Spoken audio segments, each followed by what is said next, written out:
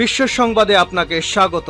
শুরুতেই জানাবো হাতে পাওয়া সর্বশেষ আন্তর্জাতিক সংবাদের শিরোনাম, পরে বিস্তারিত। প্রথমে ইসরায়েল, ফিলিস্তিন ও ইরান যুদ্ধ চলছে, জানিয়ে দিব আমাদের হাতে থাকা সর্বশেষ গুরুত্বপূর্ণ আপডেট আন্তর্জাতিক সংবাদ। ইসরায়েলি হামলা বন্ধে মুসলিম বিশ্বকে ঐক্যের জোর এরদোয়ানের। জানিয়ে দেব ইসরায়েলের সঙ্গে সম্পর্ক স্থাপনে কঠিন শর্ত দিল সৌদি।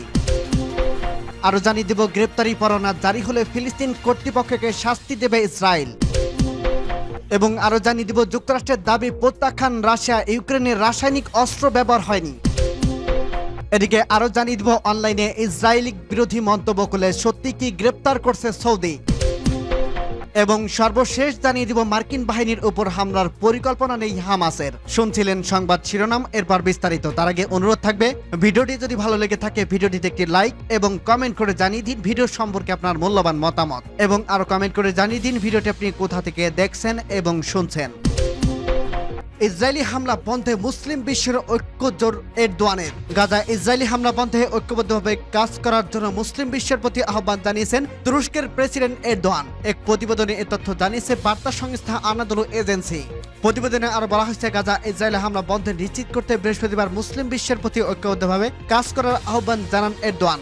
গম্বিয়ার প্রেসিডেন্ট আদামা ব্যারির সঙ্গে ফোন কলে প্রেসিডেন্ট এরদোয়ান ফিলিস্তিনের উপর চলমান ইসরায়েলি হামলা এবং গাজায় অনুষ্ঠিত 15তম ইসলামিক শীর্ষ সম্মেলন আলোচনা সূচি নিয়ে আলোচনা করেন বলে তুরস্কের যোগাযোগ অধিদপ্তর সোশ্যাল মিডিয়া প্ল্যাটফর্মে এক্সে জানিয়েছেন। গম্বিয়া আগামী 5 ও 4 মে রাজধানীর বানজুলে Organisation of Islamic Cooperation OIC রাষ্ট্র ও সরকার প্রধানদের ইসলামিক শীর্ষ সম্মেলন আয়োজন করবে। তুর্কি প্রেসিডেন্ট আশা প্রকাশ করেন শীর্ষ সম্মেলনে গৃহীত সিদ্ধান্তগুলো কল্যাণকর হবে। তুর্কি পররাষ্ট্রমন্ত্রী হাকান ফিদান সম্মেলনে তুরস্কের প্রতিনিধিত্ব করেন বলে জানান তিনি। এরদোয়ান বলেন, তুরস্ক ও গম্বিয়ার মধ্যে সম্পর্ক বাড়ানোর সামনে যৌথ পদক্ষেপ নেওয়া হতে পারে। ইসরায়েলের সঙ্গে সম্পর্ক স্থাপনে কঠিন শর্ত দিল সৌদি। সৌদি ও ইসরায়েলের মধ্যে কূটনৈতিক সম্পর্ক স্থাপনের জোর তৎপরতা চালাচ্ছে যুক্তরাষ্ট্র। এ নিয়ে দখলদার ইসরায়েলের সঙ্গে সৌদি কূটনৈতিক সম্পর্ক স্থাপনের আলোচনা চলছে। সৌদি আরব যদি ইসরায়েলের সঙ্গে সম্পর্ক তৈরি করে তাহলে সেদিকে নিরাপত্তার নিশ্চয়তা দেবে যুক্তরাষ্ট্র। তবে সৌদি আরব শর্ত দিয়েছে, যদি ইসরায়েলে তাদের সঙ্গে কূটনৈতিক সম্পর্ক স্থাপন করতে চায় তাহলে পশ্চিম তীর এবং গাজাকে নিয়ে স্বাধীন ফিলিস্তিন রাষ্ট্র গঠন করতে হবে। গাজা থেকে সব ইসরায়েলি সেনা প্রত্যাহার করে নিতে হবে এবং ফিলিস্তিনিদের ভূখণ্ডে অবৈধ বসতি স্থাপন করে দিতে হবে। বৃহস্পতিবার 2 মে যুক্তরাষ্ট্রের নিউ ইয়র্ক টাইম পত্রিকায় লেখা একটি কলামে এ তথ্য জানিয়েছেন কলামিস্ট থমাস ফ্রাইডম্যান। তিনি লিখেছেন, ইসরায়েল সৌদির সম্পর্ক স্থাপন হবে যদি শুধুমাত্র সৌদির শর্ত মেনে নেওয়া হয়। তাদের শর্ত হলো গাজা থেকে সরে যেতে হবে, বসতি স্থাপন বন্ধ করতে হবে এবং 3 থেকে 5 বছরের মধ্যে স্বাধীন ফিলিস্তিন রাষ্ট্র গঠন করতে হবে। তার এই কলামিস্ট জানিয়েছে, ইসরায়েলের বর্তমান প্রধানমন্ত্রী বেঞ্জামিন নেতানিয়াহুর অধীনে এই চুক্তি হওয়ার সম্ভাবনা খুবই কম, কিন্তু যখনই সৌদির শর্ত মেনে নেওয়া মতো কোনো সরকার ইসরায়েলে আসবে তখনই চুক্তিটি হবে। চুক্তির অংশ হিসেবে সৌদি আরবকে নিরাপত্তা প্রতিশ্রুতি দেবে যুক্তরাষ্ট্র। এছাড়া পারমাণবিক অবকাঠামোর ক্ষেত্রে তারা তাদের সহায়তা করবে।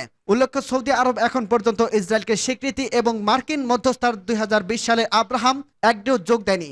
যদিও মধ্যপ্রাচ্যের দেশ সংযুক্ত আরব আমিরাত ও মরক্কো ইসরায়েলের সাথে কূটনৈতিক সম্পর্ক স্থাপন করছে। সূত্র টাইমস অফ ইসরায়েল। গ্রেপ্তারি পরোয়ানা জারি হলে ফিলিস্তিন কর্তৃপক্ষকে শাস্তি দেবে ইসরায়েল। গাজার যুদ্ধ ইস্যুতে গ্রেপ্তার আতঙ্কে ভুগছেন ইসরায়েলের প্রধানমন্ত্রী বেঞ্জামিন নেতানিয়াহু। এর মধ্যে এই গ্রেপ্তারি পরোয়ানা ঠেকাতে ব্যাপক দৌড়ঝাঁপ শুরু করছেন তিনি। মার্কিন যুক্তরাষ্ট্রের সঙ্গে বিষয়টি নিয়ে সার্বক্ষণিক যোগাযোগ রাখছেন নেতানিয়াহু।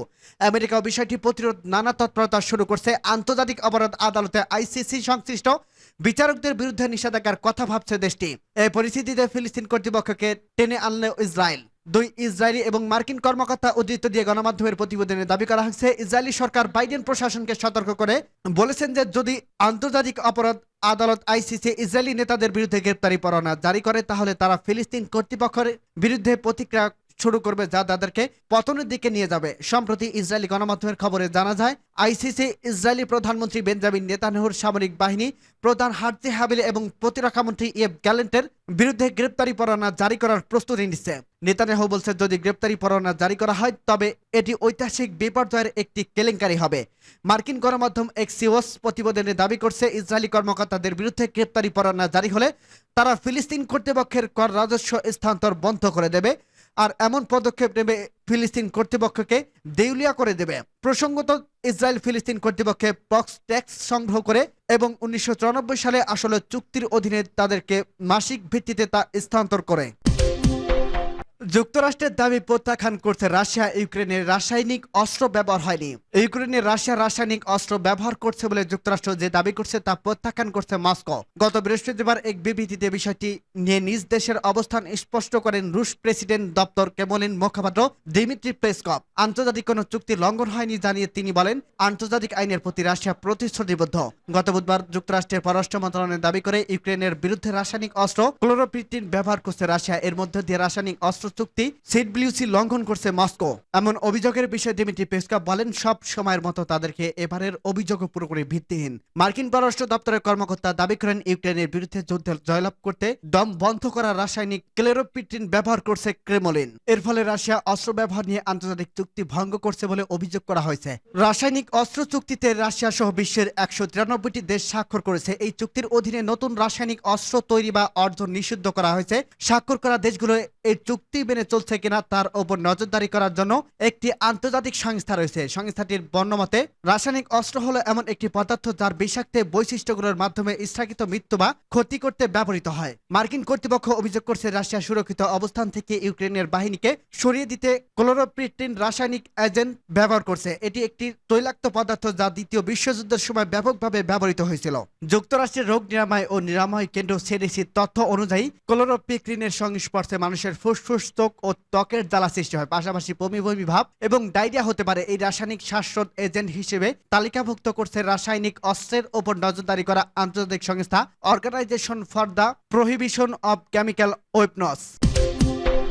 অনলাইনে ইসরায়েল বিরোধী মন্তব্য করলে সত্যি কি গ্রেপ্তার করছে সৌদি? যে কোনো অনলাইন মাধ্যমে ইসরায়েল বিরোধী কোনো কথা বললেই নিজেদের নাগরিকদের গ্রেপ্তার করছে সৌদি আরব। মার্কিন গণমাধ্যম ব্লুমবার্গ এমন চাঞ্চল্যকর তথ্য দিয়েছেন। নাম না প্রকাশ করার শর্তে কয়েকজন গণমাধ্যমটিকে জানিয়েছে, ইরান এবং ইসলামপন্থীরা হামাস ইসরায়েলের সংঘাতকে কাজে লাগিয়ে বিদ্রোহ উস্কে দিতে পারে সেই সংখ্যায় করছে সৌদি ও মিশরের মতো ইসরায়েলের ঘেঁষা দেশগুলো।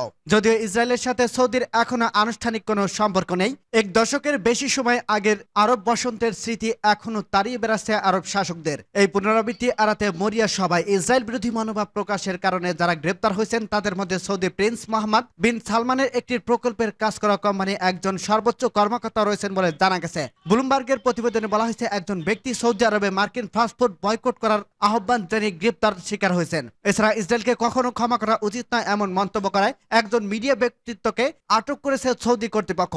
তবে এই বিষয়ে কোনো তথ্য দিতে রাজি হয়নি সৌদি স্বরাষ্ট্র মন্ত্রণালয় এবং সরকারের মানবাধিকার কমিশন। তবে সৌদি সরকারের একটি সূত্র ব্লুমবার্গের কাছে গ্রেপ্তারের বিষয়টি স্বীকার করছেন আর এজন্য 7 অক্টোবরের পর সরকারের উচ্চস্বরের সতর্কতাকে দায়ী করছেন। গাজা ইসরায়েল যুদ্ধ নিয়ে অনলাইনে বিবৃতি জাতীয় নিরাপত্তাকে প্রভাবিত করতে পারে এমন উদ্বেগের আছেই সৌদি সরকার। মার্কিন বাহিনীর উপর হামলার পরিকল্পনা নেই হামাসের। যুক্তরাষ্ট্রের প্রতিরক্ষামন্ত্রী লয়েড অস্টিন বলেছেন, মার্কিন সেনাদের উপর হামলার পরিকল্পনা হামাসে নেই, অর্থাৎ এরকম কোনো ইঙ্গিত তিনি পাননি।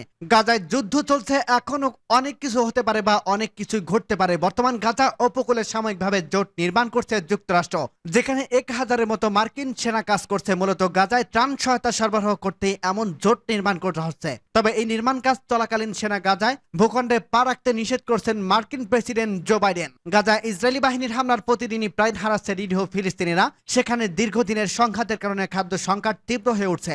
জাতিসংঘের মানবিক সমন্বয় বিষয়ক কার্যালয় OCHA বলছে, ইসরায়েল গত এপ্রিলে গাজায় উত্তরের সহায়তা মিশরের উল্লেখযোগ্য সংখ্যক ত্রাণ প্রবেশে বাধা দিয়েছে। তবে ইসরায়েল বরাবরই বিষয়গুলো অস্বীকার করে আসছে। সংস্থাটি বলছে, নতুন করে সহায়তা কার্যক্রমের অনুমতি দেওয়া হলে ধারাবাহিকতা না থাকলে 6 মাসের বেশি সময় ধরে চলা এই খাদ্য সংকট নিয়ন্ত্রণে আনা সম্ভব হবে না। সেখানে এখন যে পরিস্থিতি তৈরি হয়েছে তাতে ত্রাণ কার্যক্রম আরো বাড়াতে হবে এবং তা চলমান রাখতে হবে।